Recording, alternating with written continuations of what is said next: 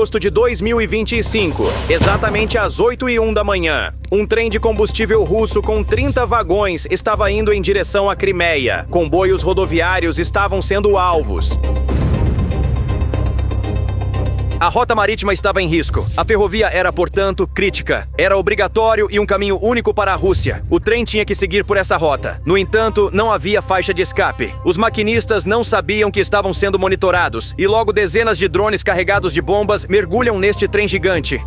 A inteligência ucraniana estava organizada em camadas. A visibilidade era limitada nesta área para sistemas não tripulados, mas a força do sinal podia ser concentrada.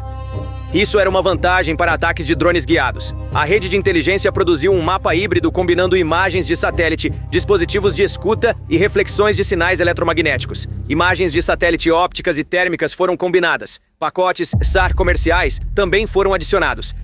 A interferência de sinal e a camuflagem do inimigo foram penetradas. O tráfego da estação GSM foi monitorado. A telemetria da locomotiva foi capturada. O dia e a hora em que o trem passaria foram determinados tanto por inteligência de sinais, quanto por planos secundários de abastecimento expostos. A velocidade estimada do comboio foi registrada. O ponto de interseção foi marcado. Os UAVs foram implantados em uma formação composta por 3 segmentos para o ataque. O primeiro segmento estava direcionando. O segundo segmento foi o ataque em mergulho. O terceiro segmento foi o backup de sinal e sabotagem de retorno. Os drones usados eram plataformas kamikaze modificadas resistentes a altas temperaturas chamadas Malyuk V2. Sua capacidade de alcance era de 210 km. O sistema de orientação suportava sinais GLONASS e GPS. Os links de dados foram criptografados no nível AES-128 e incluíam um algoritmo de recall baseado em satélite. Cada drone pesava 5 kg, era coberto por polímero e estava equipado com um explosivo de baixa densidade, capaz de gerar uma onda de choque a 9.000 metros por segundo. O alvo não eram os vagões em si, mas o combustível dentro deles, que estava destinado a ser usado contra os vagões. A Ucrânia classificou tais ataques como alvos autoinflamáveis. Em outras palavras, o drone apenas iniciava a ignição enquanto a energia destrutiva era fornecida pelos próprios materiais do alvo. Portanto, o ataque foi projetado não como uma batalha de munições, mas como uma cadeia de destruição desencadeada pelo combustível. O momento do ataque foi determinado com base na densidade diária do tráfego de trens na linha. Na manhã de 19 de agosto, havia apenas 2 travessias programadas nesta linha. O primeiro era um comboio de carga civil, que provavelmente havia deixado a linha ao amanhecer. O segundo era o trem de combustível-alvo. O trem no alvo principal partiu do Centro de Controle Regional de Tokmak. Sua direção era sul, em direção a Urozhain. O trem consistia em um total de 30 vagões. Cada vagão continha uma média de 5 toneladas de combustível líquido. Isso totalizou aproximadamente 150 toneladas de material altamente inflamável. Os primeiros 6 vagões estavam transportando combustível do tipo aviação. Os 12 vagões do meio estavam cheios de diesel. Os 12 vagões restantes continham combustível industrial misturado. A locomotiva era um modelo diesel TE-33A. Este modelo era uma locomotiva de alta capacidade, capaz de atingir velocidades de 100 km por hora, equipada com 12 cilindros e 3.300 cavalos de potência. Assim, o trem não apenas transportava carga, mas também possuía uma energia cinética significativa por si só. Operadores de drones ucranianos lançaram o ataque quando o trem alcançou o segmento mais congestionado e inacessível da linha. O primeiro drone, Malyuk V2, mergulhou no 14º vagão, uma das unidades que transportava diesel. A explosão atingiu a seção central inferior do vagão. O vapor de diesel inflamou devido à pressão interna. O líquido começou a queimar. Aproximadamente 7 segundos depois, o combustível de aviação no 13º vagão adjacente reagiu. A primeira reação em cadeia havia começado. A segunda onda mirou nos carros 16 e 17. Estes estavam mais próximos da metade traseira do trem. A explosão aumentou a temperatura e a onda de choque nesta seção. Isso fez com que o trem se partisse em 2. Os 13 carros da frente não conseguiram completar seu movimento para a frente e descarrilaram. Os 17 carros traseiros permaneceram nos trilhos, envoltos em chamas. Devido ao calor, as travessas de concreto da via racharam. Quando os trilhos de aço atingiram temperaturas superiores a 620 graus Celsius, perderam sua integridade estrutural. Os trilhos entortaram. A terceira onda atingiu o 4º vagão. Este vagão também transportava combustível de aviação. O corpo da locomotiva deslocou-se de sua posição devido à explosão. O conjunto de rodas dianteiro saiu dos trilhos. O compartimento do motor inchou devido à pressão. O ataque durou um total de 6 minutos e 48 segundos. Um total de 7 drones foi utilizado. Cada drone realizou um único ataque eficaz. O comprimento total da via destruída no ataque foi medido em aproximadamente 312 metros. As Forças Armadas da Ucrânia emitiram uma mensagem de confirmação oficial. Imagens em vídeo do ataque foram divulgadas por fontes de mídia global mais tarde naquela tarde. As imagens mostraram claramente o momento da explosão, o tamanho da bola de fogo e a deformação dos trilhos. Nos primeiros 90 segundos após o fim do ataque, apenas chamas e fumaça foram registradas ao longo da linha.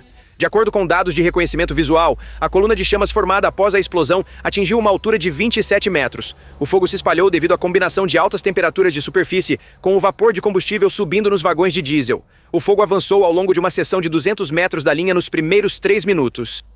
Aproximadamente 40% dos trilhos de aço foram estruturalmente dobrados. Devido à radiação térmica após a explosão, toda a grama seca na área circundante pegou fogo.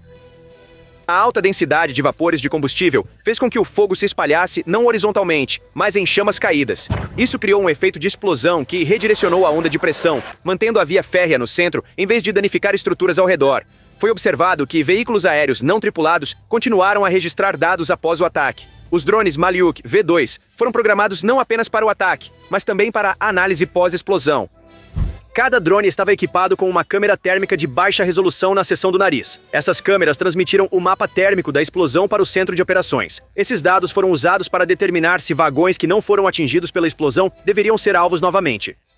No entanto, uma segunda onda de ataques não foi planejada para a operação. Portanto, após transmitir seus dados pós-impacto, todos os drones iniciaram seu protocolo de autodestruição. A intensidade da comunicação por rádio-frequência na área aumentou durante o ataque. Ao comparar os padrões de comunicação dos sistemas russos antes e depois do ataque, foi determinado que houve um apagão completo de comunicação durante os primeiros 10 minutos do incidente. O primeiro contato entre as unidades responsáveis pela proteção do trem e o comando de logística em Tokmak foi estabelecido 12 minutos após a explosão. Durante esse tempo, não foi possível o fluxo de dados entre o local do incidente e o comando central. A principal razão para isso foi a interrupção causada pelos drones na largura de banda eletromagnética. O ataque não foi apenas destruição física, mas também significou o colapso do fluxo de informações. Demorou aproximadamente meia hora para as equipes de combate a incêndio chegarem ao local. Os 2 primeiros caminhões de bombeiros enviados do Centro Regional de Tokmak não puderam se aproximar a menos de 1 quilômetro devido à alta temperatura. O acesso à zona de alta temperatura só foi possível usando veículos militares de controle de incêndio. Esses veículos chegaram ao local apenas 1 hora depois. Durante esse tempo, o fogo destruiu completamente os vagões contendo diesel e combustível de aviação. O incêndio durou 2 horas e 46 minutos. Em seguida, começou a diminuir gradualmente. Durante esse tempo, 6 incêndios secundários foram registrados em 6 pontos diferentes na área local. Esses incêndios não foram causados por ataques de drones, mas se desenvolveram devido a detritos inflamáveis voadores. As primeiras imagens do local mostraram claramente que os trilhos haviam sido dobrados em forma de U. A resistência à tração do aço dos trilhos estava entre 540 e 620 MPa. No entanto, a temperaturas acima de 750 graus Celsius, essa resistência diminui em até 40%. As análises revelaram que esse limite foi excedido na superfície do trilho. Isso significava que a via tinha que ser completamente substituída. Pelo menos uma seção de 400 metros da via tornou-se inoperável. Como a infraestrutura ferroviária foi danificada, substituir apenas a superestrutura foi insuficiente. Esta seção da linha Tokmak-Urozhene foi construída usando um sistema de via dupla, com fundações de blocos de concreto. Portanto, o trabalho de reparo não poderia se limitar a substituir os trilhos e dormentes. Foi registrado que o solo na área havia assentado 12% devido ao choque térmico. Isso representava um risco permanente para o transporte de carga futuro na mesma linha. Além disso, a maioria dos cabos de sinalização na área havia derretido devido ao incêndio. Pelo menos 4 dias de trabalho de engenharia foram necessários para reinstalar os sinais de comunicação ferroviária. Poderia ter sido necessário esperar ainda mais. Durante esse processo, a linha de abastecimento ferroviário militar russa para a Crimeia foi completamente suspensa. Apenas o transporte rodoviário de baixo volume de classe civil poderia ser utilizado. No entanto, esse método só conseguia atender a 17% do volume diário de suprimentos. Isso levou a uma grave crise de abastecimento para as tropas russas na linha de frente, incluindo veículos blindados, baterias de artilharia e unidades que precisavam de combustível. 12 horas após o ataque, a administração militar russa convocou uma reunião de emergência. As avaliações iniciais sugeriram que o ataque foi um ato de sabotagem local. No entanto, imagens de satélite e vídeos nas redes sociais, vazados em poucas horas, revelaram que foi um ataque direto de drone. Além disso, a precisão dos locais das explosões indicou que o ataque foi realizado não de dentro, mas através de orientação remota de alta precisão. A linha ferroviária foi completamente fechada após o ataque. A linha Tokmok-Uroshane era o único canal ferroviário que conectava a Crimeia ao continente.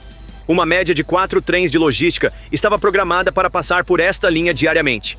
Cada trem transportava uma média de 900 toneladas de carga. Isso totalizava um volume diário de suprimentos de aproximadamente 3.600 toneladas. Quando esta linha foi fechada, 7 centros de logística diretamente na Crimeia e na Frente Sul foram afetados.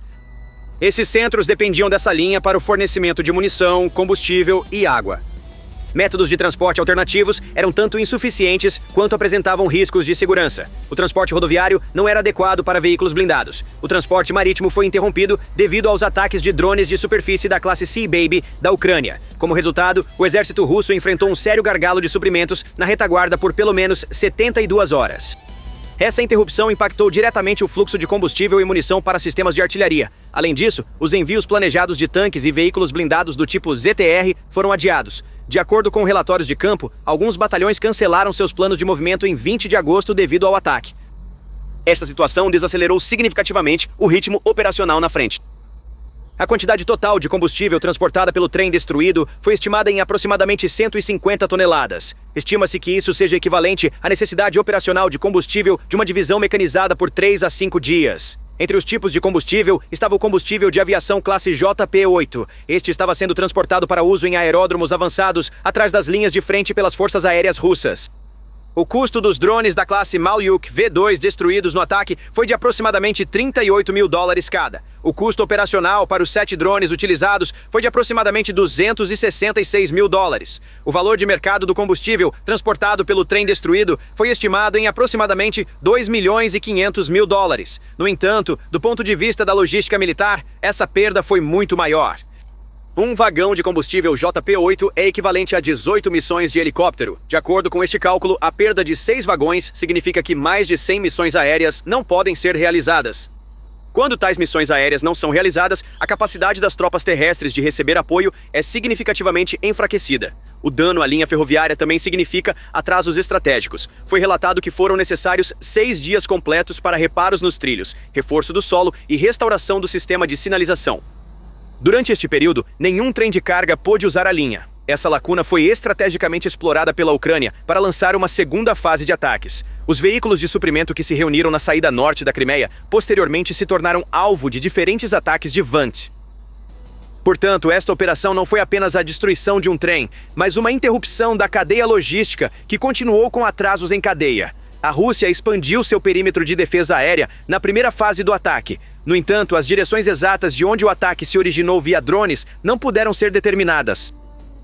Isso ocorre porque os drones da classe Malyuk V2 tinham a capacidade de mudar de direção. 4 algoritmos diferentes de determinação de direção operavam simultaneamente nesses sistemas. A trajetória de voo até o alvo podia ser alterada até o último segundo da operação. Isso reduziu efetivamente a capacidade da Rússia de interceptar os drones a quase zero. Além disso, como os drones voavam a uma altitude de menos de 40 metros acima do solo, eram muito difíceis de detectar pelos sistemas de radar. A área de seção transversal do radar não era suficientemente ampla. Isso aumentou ainda mais a taxa de sucesso do ataque. Após o ataque, a Rússia implementou um pacote de contramedidas temporárias como solução provisória. Uma pequena parte dos envios logísticos foi redirecionada para comboios de tanques camuflados. No entanto, este método era tanto lento quanto menos eficiente. A carga principal de suprimentos ainda aguardava o reparo da linha ferroviária. A Ucrânia não publicou o sinal do drone e as gravações térmicas após o ataque. A razão foi a possibilidade de que a mesma rota pudesse ser reutilizada pelo exército russo. Isso sinalizou que ataques semelhantes poderiam ser realizados no futuro. A Rússia foi forçada a desenvolver um plano de defesa abrangente em resposta a essa ameaça. Foi anunciado que 17 novas estações de radar seriam estabelecidas ao longo da rota para a Crimeia após este incidente. No entanto, essas preparações de infraestrutura levariam pelo menos 2 a 3 meses. Isso significava que a linha ferroviária permaneceria em risco de ataque a cada travessia subsequente. A Ucrânia não apenas danificou a linha de abastecimento traseira com este ataque, mas também ganhou superioridade psicológica. Alvejar a linha de abastecimento de uma região crítica como a Crimeia perturbou o equilíbrio moral. Este ataque foi considerado um exemplo eficaz de guerra assimétrica moderna nos círculos militares. Foi registrado como uma operação que produziu resultados máximos a um custo baixo. A Rússia agora terá que gastar mais pessoal, escoltas e tempo em cada transporte logístico. Isso significa desperdício de recursos, fadiga e ineficiência. A Ucrânia, por outro lado, mais uma vez demonstrou sua capacidade de atingir alvos estratégicos usando sistemas não tripulados. Com cada ataque, a lógica da guerra tradicional foi transcendida. Os trilhos do trem se transformaram em um campo de batalha. Combustível foi usado contra o inimigo. Comunicação, controle e efeitos incendiários foram combinados. O ataque se transformou em um segmento da guerra que a Rússia perdeu em termos de linhas de frente, estratégia e psicologia. Esta operação demonstrou que a Ucrânia pode ganhar superioridade não apenas nas linhas de frente, mas também na logística. Na sua opinião, como esses ataques de precisão moldam o futuro da guerra convencional entre a Rússia e a Ucrânia? Por favor, compartilhe seus comentários abaixo do vídeo.